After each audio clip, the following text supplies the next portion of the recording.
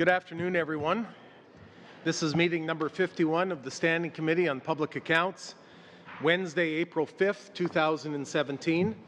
I will remind everyone that we are televised today, and so we should mute our telephones and communication devices. The other thing I will also mention to our viewers and our audience and our guests today is that bells are ringing and we will be interrupted here in about 20 minutes. We'll have to leave and go for a vote. So, but today we're holding a hearing on the government's main estimates for the years 2017-18, Vote 1 under the Office of the Auditor General. As well, we are considering the report on plans and priorities for the year 2017-18 of the Office of the Auditor General of Canada, and finally, the performance report for the years 2015-16 of the Office of the Auditor General of Canada. We're joined by officials of the Office of the Auditor General of Canada, Mr. Michael Ferguson, our Auditor General, Sylvain Ricard, the Assistant Auditor General, Corporate Services and Chief Financial Officer, Susan Seeley, Principal, Human Resources, and Ronald Bergen, Principal, Strategic Planning. So I will invite you to give us your statements, and I'm told by the clerk that I need unanimous consent to begin, and I think that we have had that in our lead up to this.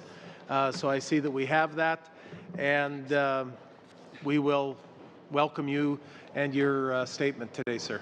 Thank you.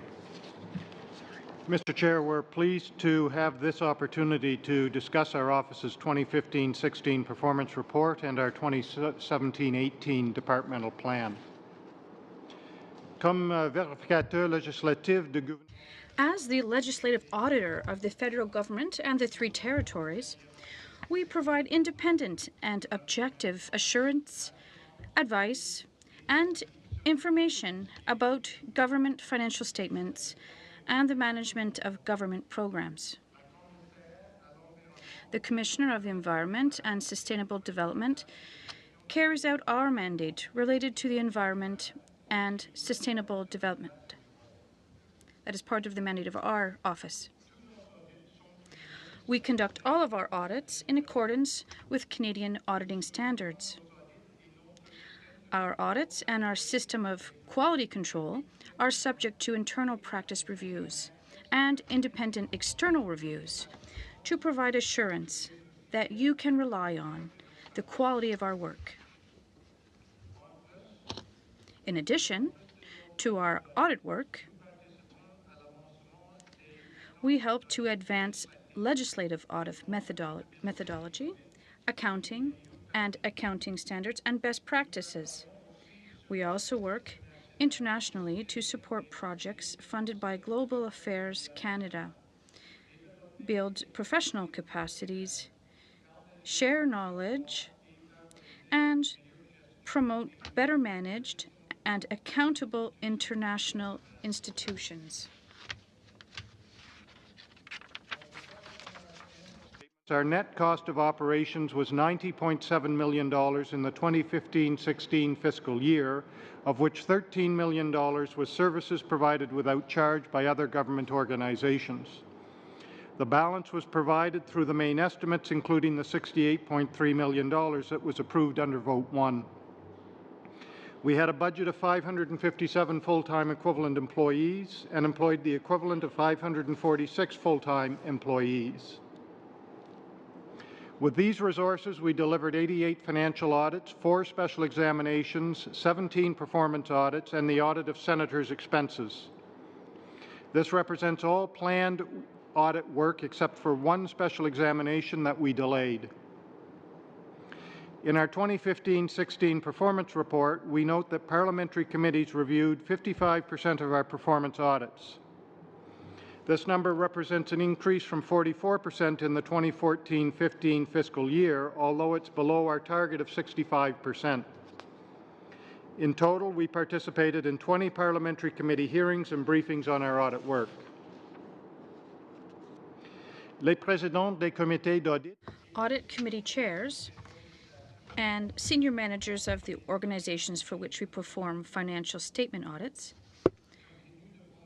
continue to believe that our audits are understandable, fair, timely, and add value. For senior managers in the organizations that are subject to our performance audits, results are below our target.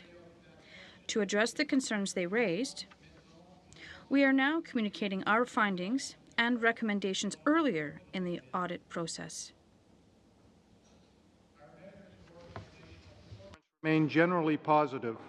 In particular, our practice reviews, which serve as a key quality control in our audit methodology, found that our audit reports were appropriate and supported by proper evidence. Our 2015-16 performance report identifies several indicators of the impact of our work, along with measures of our operational performance, which are attached to this statement as Appendix A. Turning now to our 2017-18 departmental plan, our strategic framework identifies a number of client, operational, and people management objectives that we use to manage the office and to direct our continuous improvement efforts. In the 2017-18 fiscal year, we will focus on the following three priorities. Premièrement, pour former et First, to develop and maintain a skilled, engaged, and bilingual workforce, we will continue to support our senior audit managers as they adopt their new roles and responsibilities. We will closely monitor the development and execution of second language learning plans and employees' professional development activities. Second, we want to maximize the value and impact of our audit work. To do this, we will improve how we scope and report our special examinations. We will review some of our financial audits to ensure that we provide value as efficiently as possible. And we will focus on the financial control environment in government, particularly in our annual audit of the Government of Canada's consolidated financial statements. Third, to improve the governance and management of our office, we will review the federal legislative, regulatory, and policy requirements to ensure we can demonstrate our compliance. Moreover, we will renew our information technology and physical security risk assessments. The program expenditures of the Office of the Auditor General under Vote 1 for this committee to consider reporting to the House is $68.3 million. Our planned number of full-time equivalent employees is 560. With the resources allotted to us, we expect to complete more than 85 financial audits, 24 performance audits, and 9 special examinations. In conclusion, Mr. Chair, my staff and I look forward to continuing to serve Parliament with products of the highest quality and value in the coming year. We thank you for your ongoing support of our work, and we would be pleased to answer your questions. Thank you. Thank you very much, sir. Now, I'm at the disposal here of the committee. We have probably 23 minutes. So do you want to continue into the first round, and we'll begin with Madame Mendez. Thank you very much, Mr. Chair. Monsieur le Président, merci beaucoup, Monsieur le Vérificateur Général. Thank you, Auditor General, and thank you to all your team. I think we all would like to congratulate you for the excellent work that you're doing on behalf of Canadians to make sure that the parliamentarians have responsible government. I'm very happy to see that there is an increase in the number of studies that we've looked at. Are you talking about a Public Accounts Committee, or are you talking about all standing committees of the House? These performance audits, we have performance audits that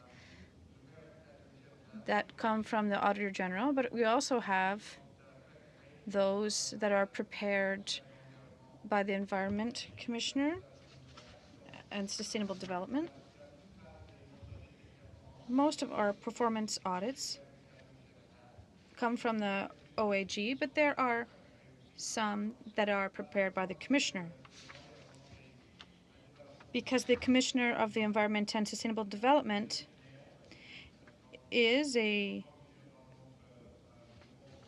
also a manager in our office. 55%. Oh, okay. That's what I mean. Is it just us, public accounts, or has it been a general increase in all the committees in the House that we've done more? I'm going by memory here. I think certainly most of the increase would have been an increase in hearings at the Public Accounts Committee. I think my colleague, Mr. Aria, would like to ask a question. Is that it? You'd like to ask a question? Can I pass on? Yeah. Go ahead. 5 minutes. Thank you, Mr. Chair. Thank you, Mr. Ferguson. And I see that you're not asking, I think you're asking almost the same amount, 68.3 million this year too. And my concern is that I know the bilingualism is important and you're doing your best to make sure that all employees are trained in both official languages. My concern is that is bilingual requirement affecting recruitment of entry-level professional staff? So the bilingual requirements that we have tend to be mostly at the supervisor level. Certainly for support staff, people that have to provide services to the whole office, then there is a requirement for them to have the ability, the skills in both official languages. In terms of our audit staff, it's more at the supervisory level, so auditors can come in with a competency in one language or the other, and then we help them obtain their second language throughout the course of their career. But if they're coming in at a supervisory level to supervise others, then they have to be able to do that to a certain level of competence in both official languages. And you did mention that in 2015-16, committee reviewed 55%. Is it because of the election year? There was some gap there instead of your target of 65%? The 55 versus the 65? Yeah. Well, in fact, the 55% was an increase from before. I think I mentioned that it had been... no, it's a 44% increase. It had been 44 and it went to 55. No, what I was referring is that you had the target of 65% and committees reviewed 55% of your performance audits. I think that may be due to that 2015 being the election year. I don't think so. I mean, I would have to go back to be sure, but fundamentally, we were pleased that it's going in the right direction. It had gone from the 44 to the 55. We hope to get it to the 65% because, again, the work that Parliament does on our audits is important to, get the messages through and to get departments to act to it. So fundamentally, we were happy that it had gone from 44 to 55, but we think there's still more work to go because we think 65 is the right target.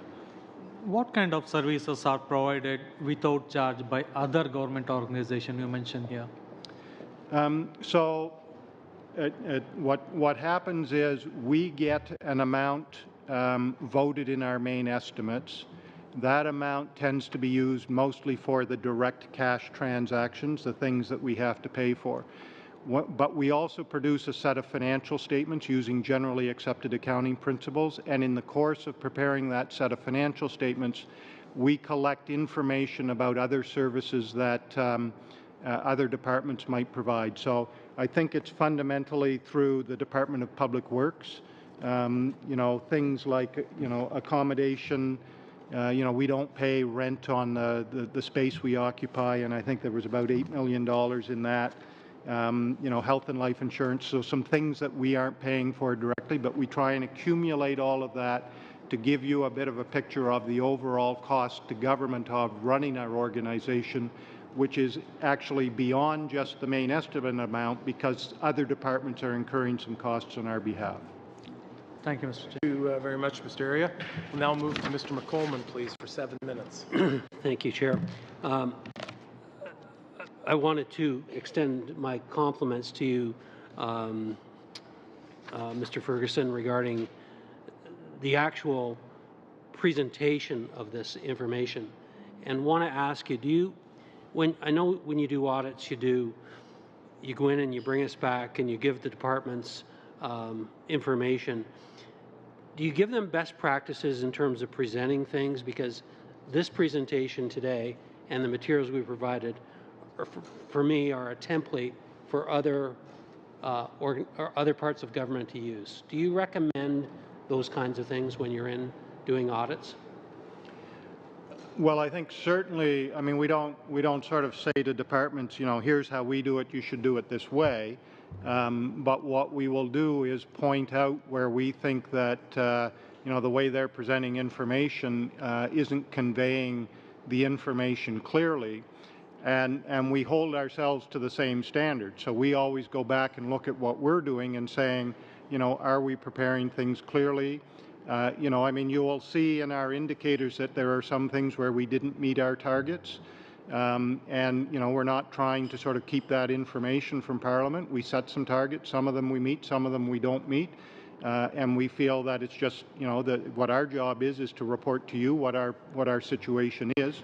And we try to point out to departments when we feel that they aren't living up to those same standards, but we hold ourselves to the same standards as we hold them.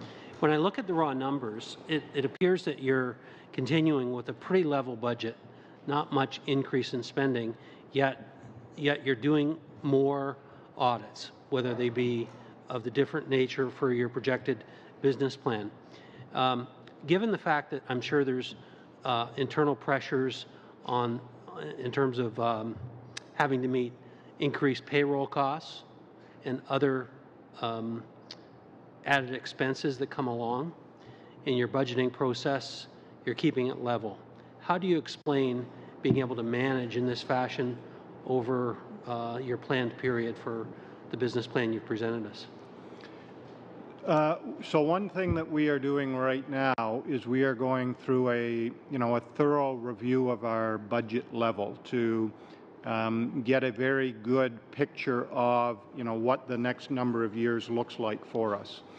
The year in question, in terms of the budget, yes, things are staying more or less the same in terms of our budget, in terms of our number of full-time equivalents, maybe increasing the number of audits a little bit, but some of that can be just based on when an audit gets released as opposed to sort of all of the work around the audit. The number of hours on audits is essentially the same. But in the year in question, what we are having to do is we are having to use up our carry forward.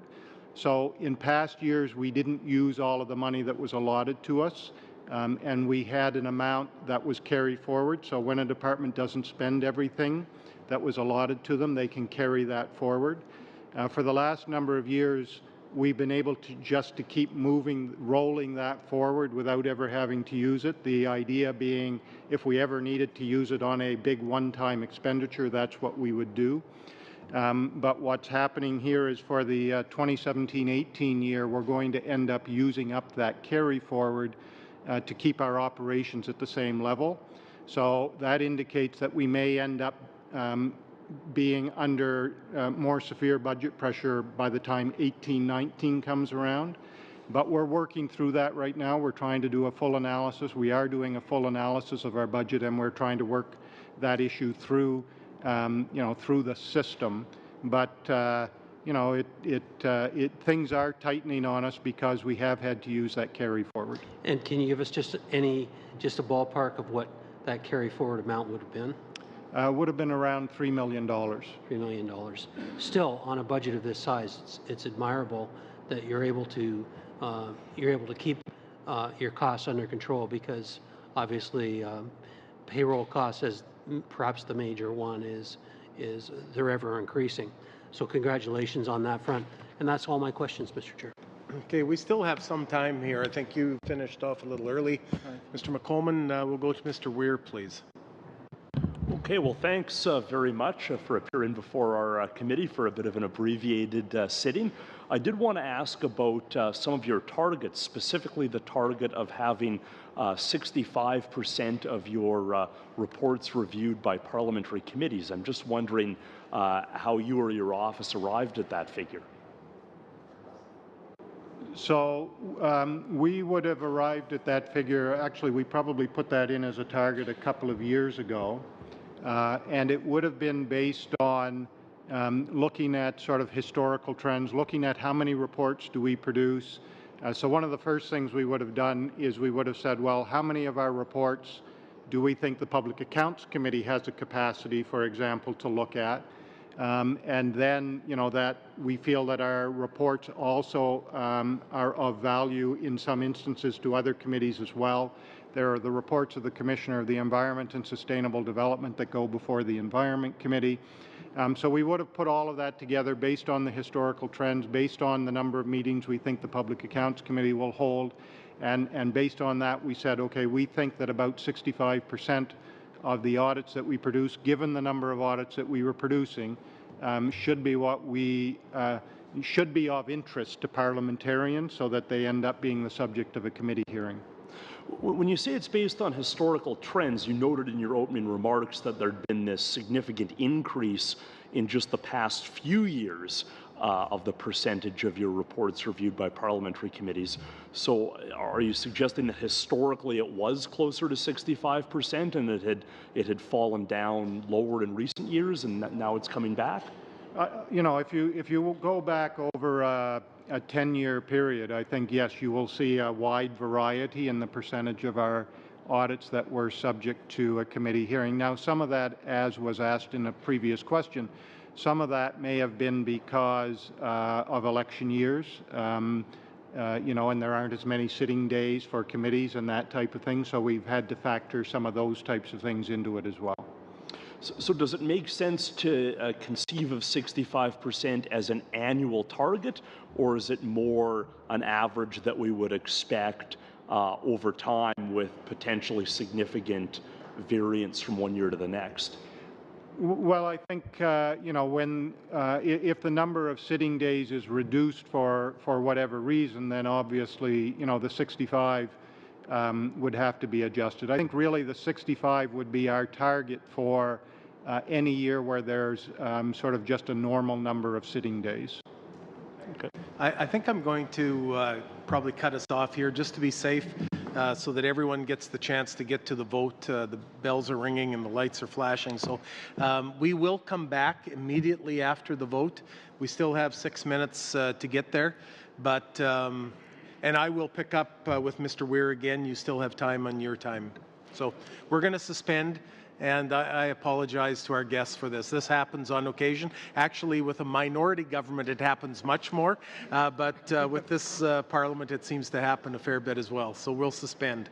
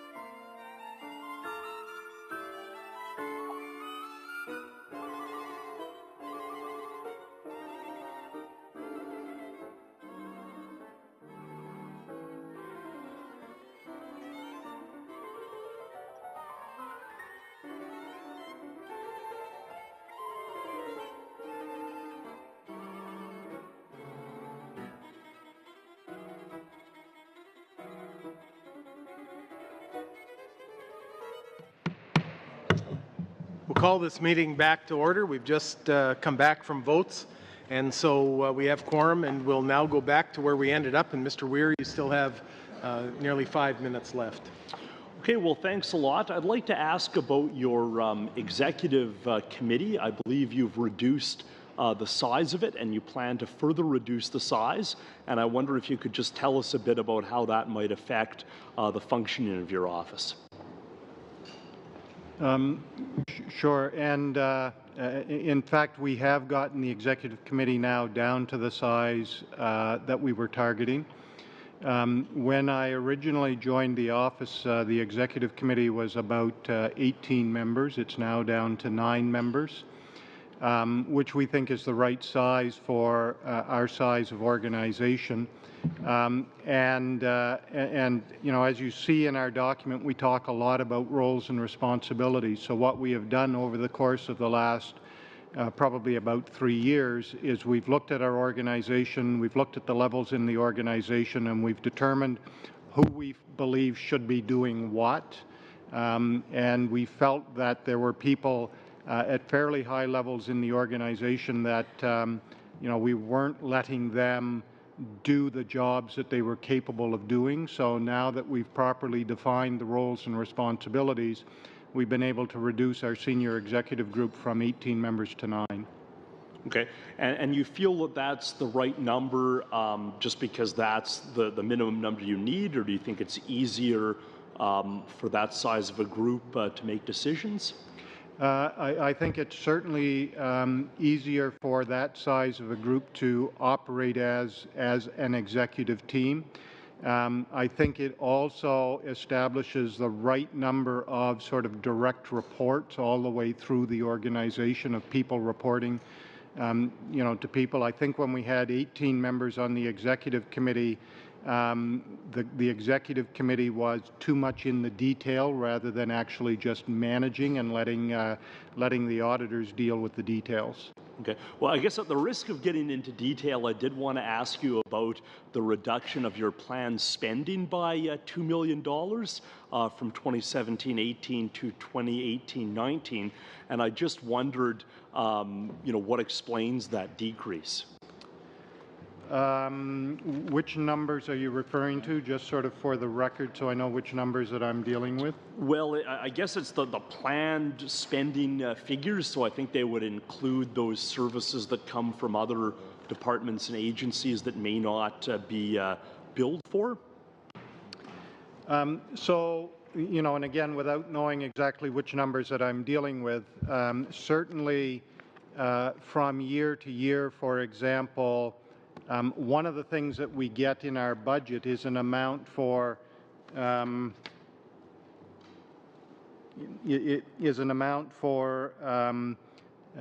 things like employee benefits, and we will, when we get an actual amount, the actual amount is based on, you know, just the value of the employee benefits for that year.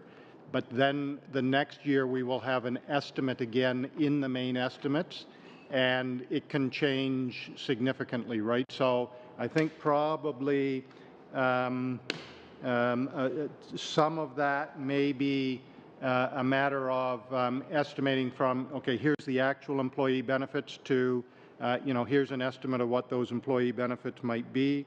It might also be you know, just sort of putting a value on some of those services provided without charge, because again, I think the numbers that you are looking at is those are our all-in estimates. It's not just our main estimates. So sometimes those estimates of additional costs that we get without charge, some of those may vary depending on what value we put on things like accommodation and that sort of thing. Thank you very much. Our time is up there, and we'll now move back to the government side. To Mr. Maloney, please. Sure. I just want to pick up on the thread from earlier with respect to the parliamentary committees. You said it increased from 44% to 55%. Target of 65%. I'm just curious if there's any trends in which committees tend to do this more than others? Well, certainly, it's this committee, the Public Accounts Committee, where we have the majority of our reports, as the subject of a hearing. And I think in terms of that increase, I think most of that increase has also been this committee has been more engaged in more of our audits. Okay. Thank you. My next question, I'm looking at your 2017-18 departmental plan, and two of the three items or priorities that you indicated you'll be focusing on relate to your department. The Office of the Auditor General is an arm's length independent body, is it not? Well, I guess it depends. Certainly we are independent, and we conduct all of our work in an independent, objective, and nonpartisan manner. Okay, so the second item you referred to, to maximize the value and impact of our audit work, and then the third item, which was to improve the governance and management of our office. So maybe I'm misunderstanding this, but are you in effect auditing yourself? Is that what you're going to be doing? I guess by definition one can't do that. But That's certainly, what I thought too. it's part of our quality control. So what we are doing is saying, for example, we want to identify all of the different rules and policies that we are supposed to comply with, and then we are doing a self-assessment of whether we believe that we are complying with all of those rules. So it is very much an internal assessment of our governance and oversight practices. But will these two reviews take the form of an actual audit, which will generate a report that is then going to be reviewed, presumably by this committee?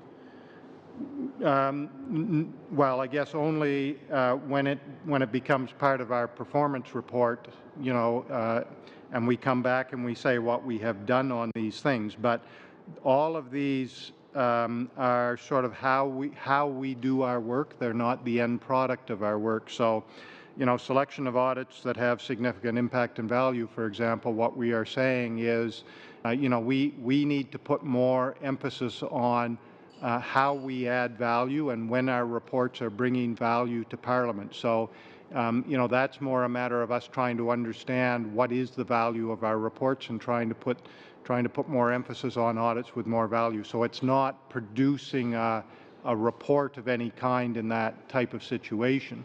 In terms of something like effective, efficient, and accountable office governance, yes, we have projects underway. For example, I just mentioned a compliance project to make sure we're complying with what we are supposed to. That will result in a document. It won't result in a report, but it will result in an inventory of all of the different things we're supposed to comply with, whether we believe we're complying, how we know whether we're complying, and that type of thing. But it's an internal management tool that we weren't planning on presenting to this committee. It would be a lot of detail.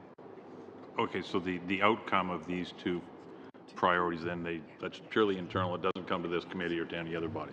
Well, what we expect and what we hope is that by us putting the emphasis on how we do things, it will allow us to produce better audits, better audit reports that will then bring more value to the committee and to Parliament. So what we are hoping is that the end result of this, you won't see any reports specifically about this, but hopefully over time it will allow us to keep improving the reports that you do see from us.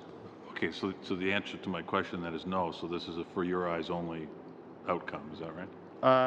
Well, I mean, I wouldn't quite put it that way. I mean, if the committee was interested in seeing what we did here, we would be more than happy to bring it forward. Again, in terms of something like the compliance project, it will be a long inventory list of all of the different instruments we think we're supposed to be complying with, whether we believe we are complying, how we know we're complying, what we need to do if we feel we're not doing what we're supposed to be doing. So, if the committee was interested in going through all of that detail, I wouldn't have a concern with that. And is this self-audit or self-review process standard operating procedure? Like, is this something that the office does periodically every few years? It's something that we started up a couple of years ago, and we're still working our way through it. And I think I would say that we decided to do it because we hadn't done it in a number of years. Okay, all right, those are my questions. Thank you. Thank you very much, Mr. Maloney. We'll now move back to the second round. We'll go to Mr. Generou, please, for 5 minutes. Perfect. Thank you, and thank you, Ron, Michael, and Sylvian, and Susan for all being here today and for being patient with the votes here. Just a couple of questions for you from my end. Under the special examinations of Crown corporations, correct me if I'm wrong, but you audit every department every year, but Crown corporations, is it selected, and how is that process selected? Is that by you? So, for example, I understand you're auditing CMHC this year. Is that because there's been significant public attention due to mortgage rules that have been changed, or how is that process done? Okay. So in terms of our financial audits, we do the audit of the financial statements of the federal government every year, so that will take us into some departments every year, but not all departments. We also do audits of financial statements of most Crown corporations, so again, that will take us into those Crown corporations every year to audit their financial statements. We audit the financial statements of CMHC, for example, every year. Under the Financial Administration Act, we have a mandate to do special examinations of Crown corporations. That mandate tells us that we have to do a special examination of every Crown corporation once every 10 years. So what we do is we put together a schedule over a 10-year period to make sure that we get in and we do that special examination of each of those Crown corporations at least once in that 10-year period. So, for example, something like CMHC, it's just that their time in that schedule is coming around for us to do that special examination. But we'll be in there, like I say, every year to do the audit of their financial statements. Okay, so is there ever a time then that you would do a special examination outside of the 10-year schedule? Certainly we could, because under the Financial Administration Act, it just sets a minimum that says, we have to do every Crown corporation at least once every 10 years. So if we had a particular concern about a Crown corporation, if we issued a special examination that had a number of significant deficiencies, we might decide to go back in and do another one before the 10-year cycle came up again. But generally that doesn't happen. Generally we just try to get into each of the Crown corporations once every 10 years. Okay. On my second question is based on the performance indicators. We often see a number of departments come before us and they haven't met their performance indicators. You have a number of performance indicators. Can you provide an explanation of how you determine your performance indicators, and then how else do you quantify they've been met? And I just turned to an example on page 9 where you identified a target of 80% of your performance indicator of the percentage of senior managers in the organizations you audit who find that you are independent, objective, and nonpartisan. And that seems strange. It kind of jumped out at me that why only 80%? I would assume that target would be 100% as opposed to 80%. So just curious on how you come up with your numbers. So overall what we have is we have 11 strategic objectives. We broke our organization down looking at it in a number of ways. So looking at our internal processes, looking at how we manage our people, looking at the product that we produce externally. So we looked at our organization through a number of different lenses and came up with these 11 strategic objectives. So then for each strategic objective, we said, well, we need some indicators to help us understand whether we are achieving that objective or not. And that's sort of the whole list of performance indicators that we have put in the reports. In terms of the particular indicator that you talked about, in order to get the results of that, what we do is we do a survey at the end of every audit. of the people that we have audited. You know, setting those targets is a little difficult. I would say, you know, fundamentally, you know, yes, we want everybody to, you know, believe and understand that we are approaching our work independently and objectively. I think that the reason probably that we set it lower than essentially 100% was because sometimes some of the audits are difficult. You know, I mean, and on occasions, I think departments will use the survey tool as their opportunity to sort of express, you know, just that they weren't necessarily happy with the way that the audit rolled out. So it may or may not be a real indication of you know, it's probably more that they're expressing some concern about whether they felt we were objective, not sort of the independent or the nonpartisan side. But sometimes I think departments will wonder, you know, whether we were objective. I mean, we do a lot of work to try to make sure that we are being objective. So getting their point of view is important for us to help improve on the audit. You know, but I don't think we ever get too many questions about us being independent or nonpartisan. I think it's more, you know, sometimes departments feel that we haven't, you know, understood their point of view enough, even though we spend a lot of time trying to make sure we do. And thank you, Mr. Genereux. We'll now go to Ms. Shanahan, please, for 5 minutes. Thank you, Chair. Thank you, and thank you to Mr. Ferguson and the Office of the Auditor General for being here with us today. I just want to refer to your comments in paragraph 8. I find that very interesting because it's certainly been part of the work that we've been trying to do here on public accounts, you know, improving performance, improving management practices, so that our citizens can get better service at the end of the day. So can you comment further on, to address the concerns that are raised, we are now communicating our findings and recommendations earlier in the audit process, that you are dealing with senior management earlier. It's not a surprise when you give them the final report. So that's one change that we are trying to put in, particularly again in our performance audits, is not waiting until we get a draft of the audit to sort of present what we are finding to the departments, but trying to get in front of them the key findings as early as we can, so that, you know, if there is a disagreement about them, they can bring more evidence to it early on.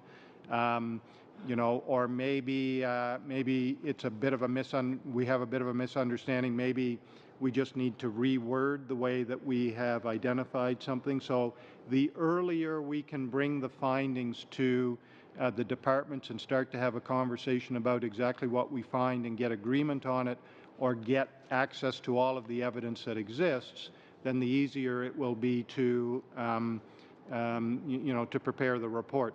The worst situation is when we are trying to resolve an issue sort of right at the very end, trying to prepare a report when everybody is under a time crunch.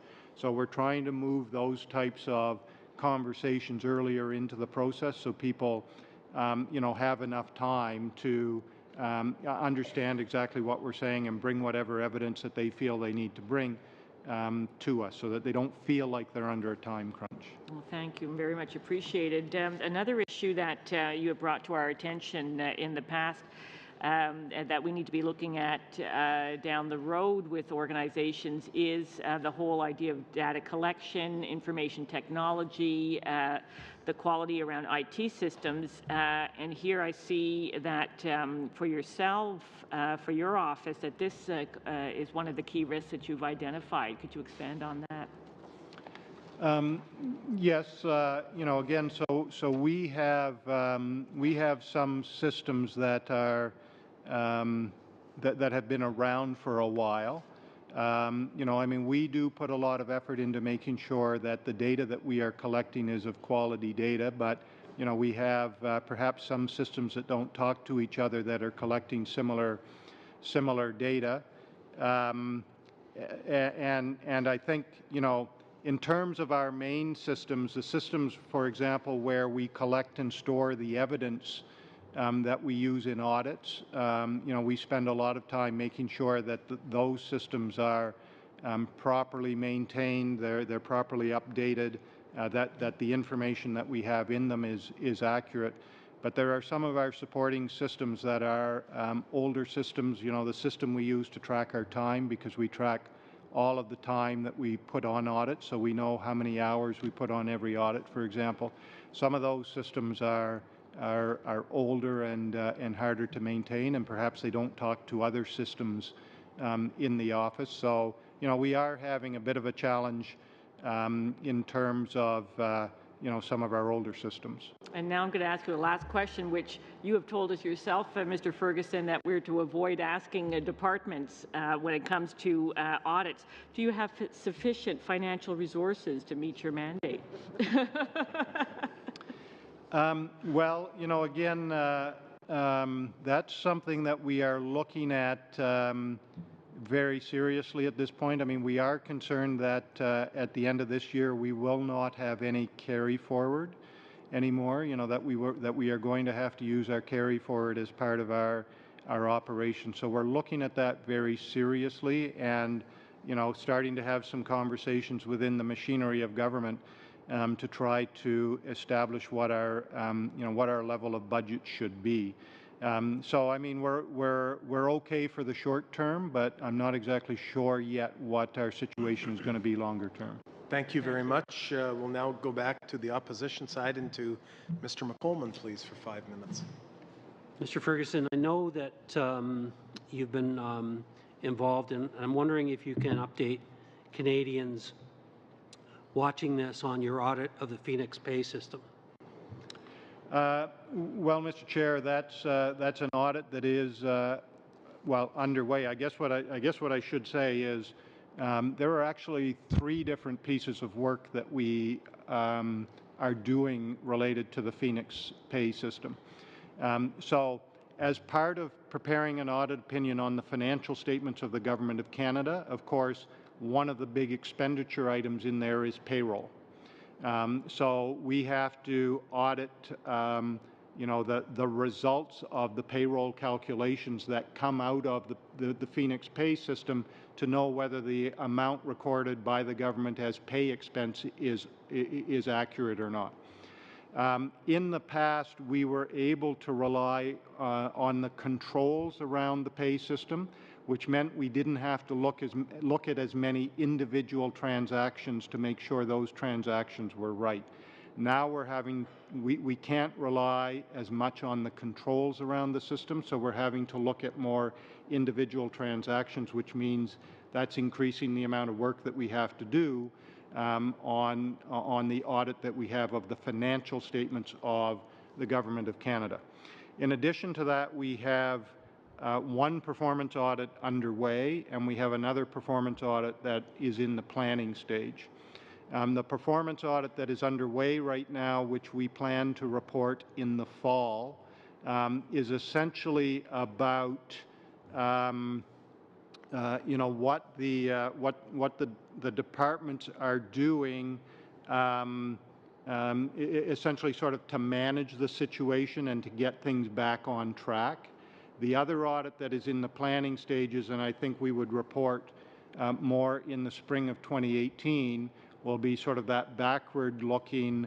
You know, how did this happen? How did this situation roll out? How did it get to where it was? But that would be the second performance audit. The first performance audit is more looking at, you know, what are the departments doing to get the system back on track. And the timing of that first part, any idea? In terms of the first performance audit, that should be released this fall. That's our target. Okay. The second one, the one that's sort of looking backwards, that one would be the spring of 2018. Okay. Mr. Chair, I'm going to yield to my colleague, Mr. General. You have 2.5 minutes. Great. Mr. Ferguson, I want to get 2 quick questions out there. If you can answer them both would be wonderful. First of all, just following up on a line of questioning from Mr. Maloney, I guess maybe put more bluntly, can you explain who audits you? Do you essentially audit yourself? Is there a third party that audits you? If you could just clarify that.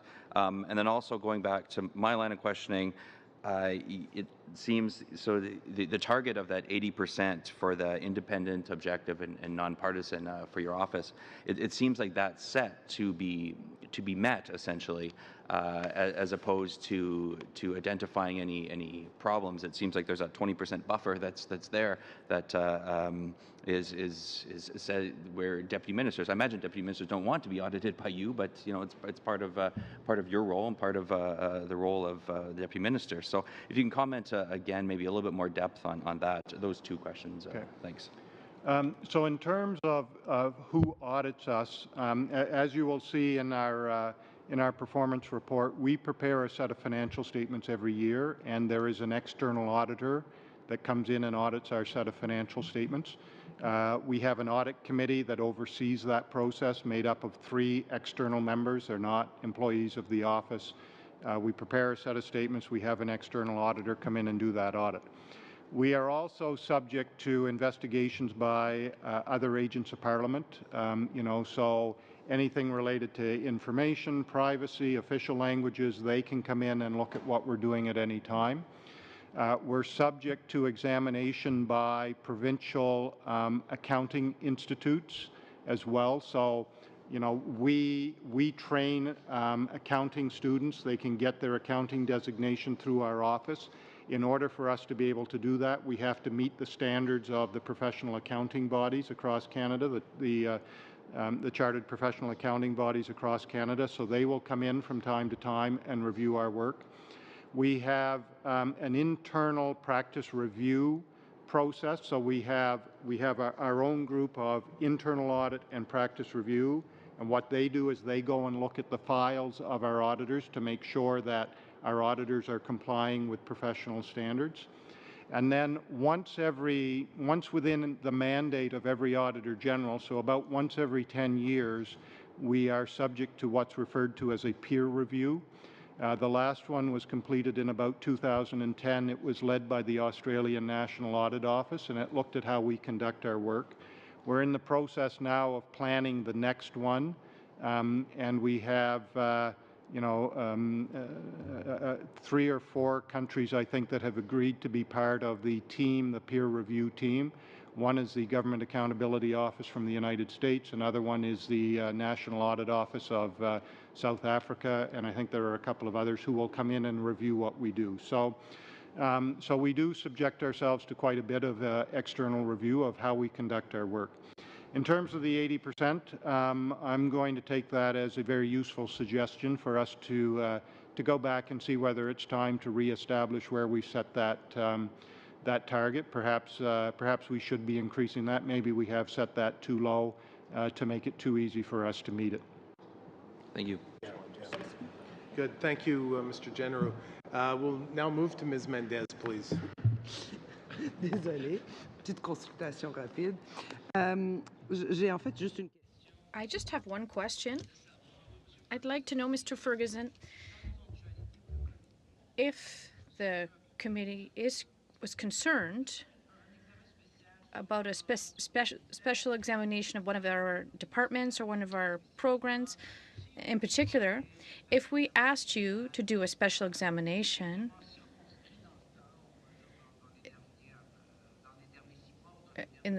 over the last 6 months or quarter, would it be possible with your current team and the current circumstances,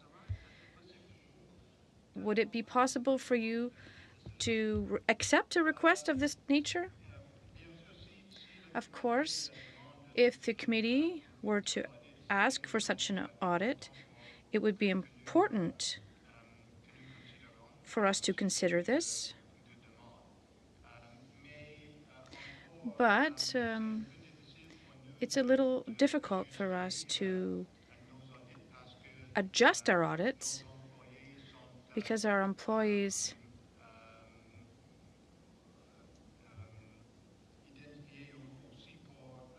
have also been identified to do specific audits. So it's a little bit difficult for us to switch up our employees and to, the planning for you, they're planned for that year. But if there is a request on behalf of this committee to prepare a specific type of audit, it would be an important element in our planning.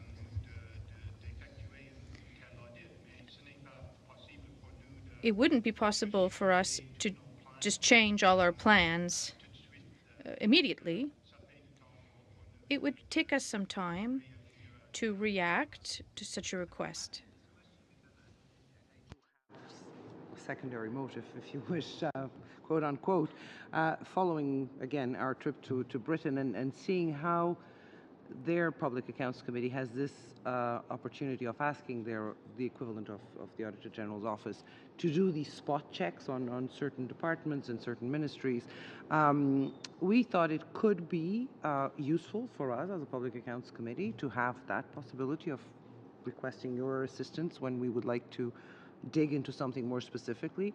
But again, and I totally understand what you're telling us, that in terms of planning, you have to sort of have, I don't know, 10 or 15% of your overall resources for the year planned for these kinds of things. And right now it's not a practice. So maybe it would be something that we could discuss further for next year, that you could perhaps start looking at reserving resources for something like that, if we go into that, if actually we agree as a committee to go into that.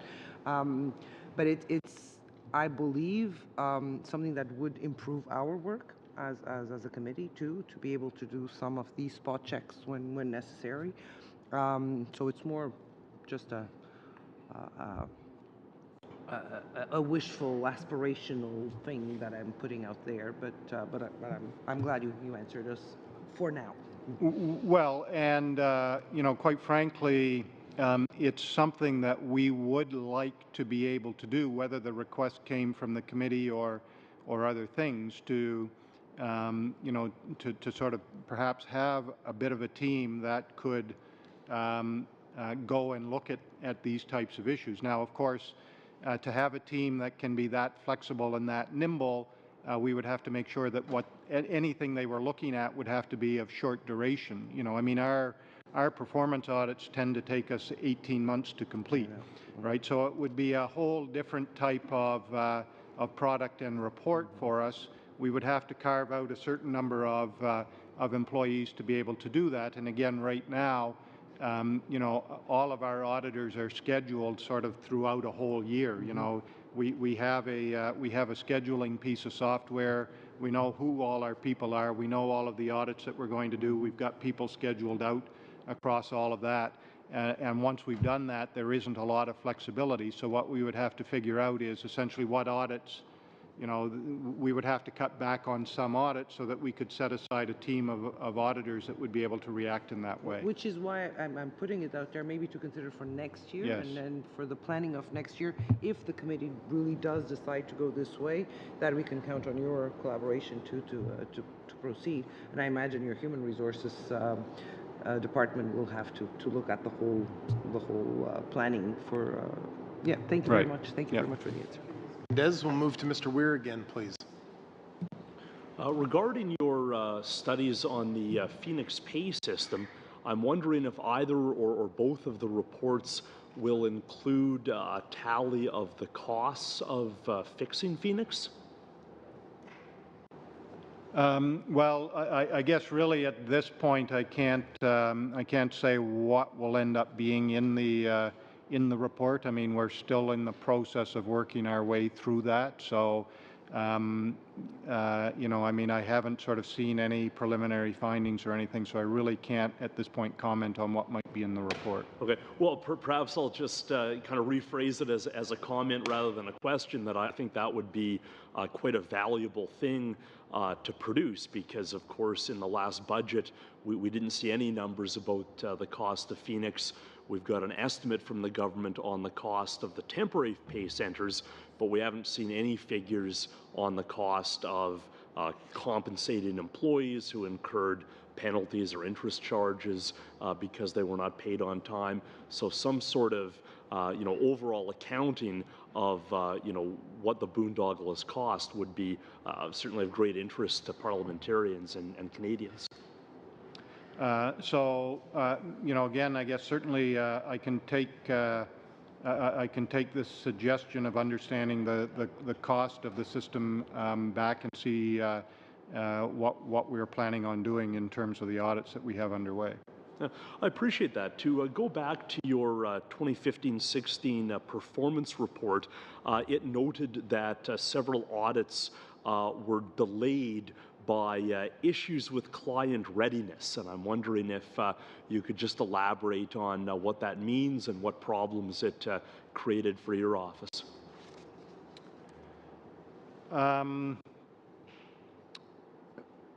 Okay, so that probably refers to, and again, not knowing sort of the specific reference right away, but that probably refers to a number of the audits, in fact, that we do in the Northern Territories.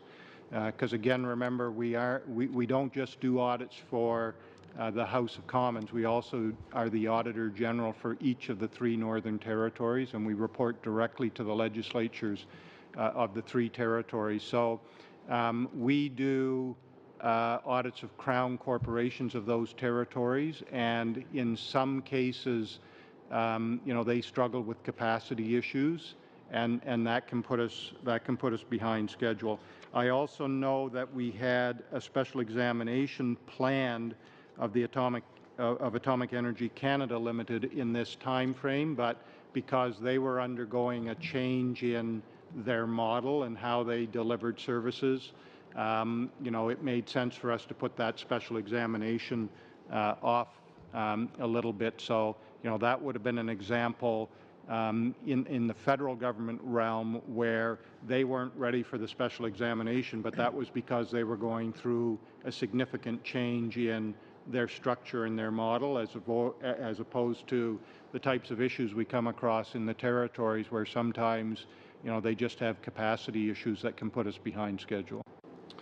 Okay, so are there any of these issues of client readiness that you think we could make some recommendations to deal with, or is it really just kind of an underlying lack of capacity in the territories? Well, I think probably the one issue in particular that I forgot in my first answer, where yes, it would be important perhaps for this committee or others to work on it or to help with it, and we've raised it before, is the audit of the Canadian Forces the Reserve Force Pension Plan, which is, we've tried to go in and do an audit of that pension plan a few times, but the information isn't in good enough shape for us to be able to produce an audit opinion on the Reserve Force Pension Plan. And that situation has been going on for a number of years. I think that the Department of National Defence has been before this committee before to talk about that issue. So, I think that is perhaps the one that concerns me the most because it's a long-standing issue. It's not caused by, a one-time event, and I think it's something that, the Department of National Defence needs to figure out how to resolve that issue. Thank you. Thank you, Mr. Weir. I don't have any other questions. I would just like to ask one little question. Part of your report, you talked about cost recovery from international audits. And you do, as we've heard, that Australia is involved in doing some of the audits of your department. How many of these would you do? How many of these international audits do you do? You also audit for the Canadian Council of Legislative Auditors, and we get paid for that. I guess these guys, you contract with them, and then they pay who? The Government of Canada. It goes into general revenue. You go on and say cost recoveries related to international audits and to CCOLA become available for use when funds are received. but other refunds and adjustments are considered to be earned on behalf of the Government of Canada and are not available to discharge the office's obligations. As a result, these recoveries are deducted as costs recovered not available for use. Can you just explain a little about that? And is there a problem there? Is there a remedy to the problem? Or is this just typically the way that it's always been done and the way it's done everywhere? So, Mr. Chair, in terms of the international work, until recently, we were the auditors for the International Labour Organization, which is a UN organization.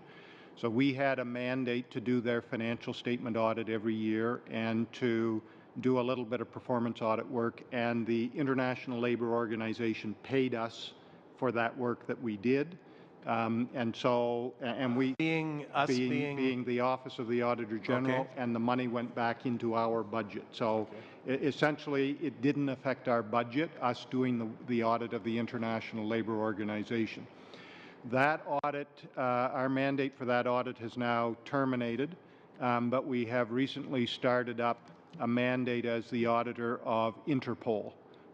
Again, doing the audit of their financial statements. Again, they are paying for that, paying the Office of the Auditor General of Canada for that. That money, again, will go into our budget, and it doesn't have an effect on our budget.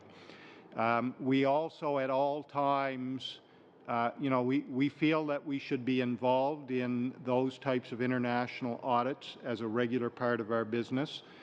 Particularly in terms of the UN organizations. Interpol is not a UN organization, so, whenever one of the UN organizations puts out a request for proposals on audits, we try and make sure that we are involved with at least one UN organization, but again, on a cost recovery basis. So, that's something that we try to pursue.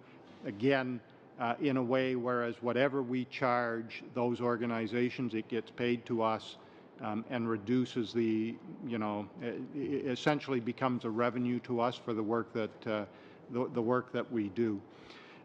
In addition to that, and again, just so that the committee is aware, we do other international work as well. We participate on various committees that look at audit issues that all legislative audit offices around the world are dealing with, so we participate in some of those committees. We work through a program that is funded by Global Affairs Canada and is managed by the CCAF, whereby we bring people, performance auditors from other countries, over to work with our performance auditors.